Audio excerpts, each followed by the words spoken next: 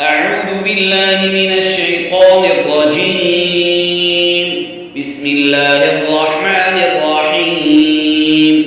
ولما جاءهم كتاب من عند الله مصدق لما معهم وكانوا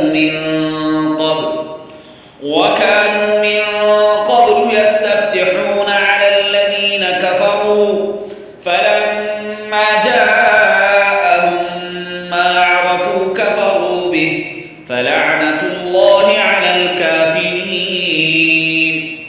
بئس ما اشتروا به أنفسهم أن يكفروا بما أنزل الله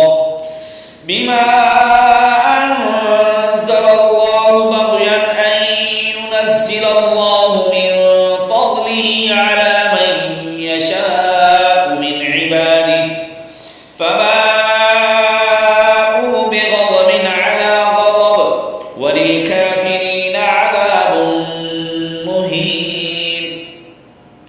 وإذا قيل لهم آمنوا بما أنزل الله قالوا نؤمن بما أنزل علينا ويكفرون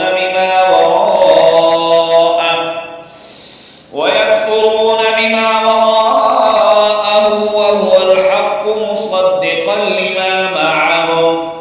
قل فلم تقتلون أنبياء الله من قبل إن كنتم مؤمنين. ولقد جاءكم موسى بالبينات ثم اتخذتم العجل من بعده وأنتم ظالمون. وإذ أخذنا ميثاقكم ورفعنا فوقكم الطور خذوا ما آتيناكم بقوة واسمعوا. قالوا سمعنا وعصينا وأشربوا في قلوبهم العجل بكفرهم.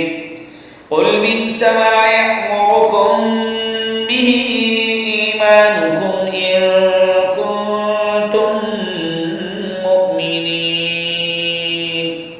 صدق الله العظيم. कुरान पाक सुनिए, कुरान पाक पढ़िए, कुरान पाक सीखिए। अल्लाह तबारक व तआला इस कुरान के ज़रिए क़यामत के दिन हमें जन्नत में ले जाएंगे। अल्लाह हमसे राज़ी होंगे और अल्लाह को कुरान पाक पढ़ने के ज़रिए राज़ी कीजिए।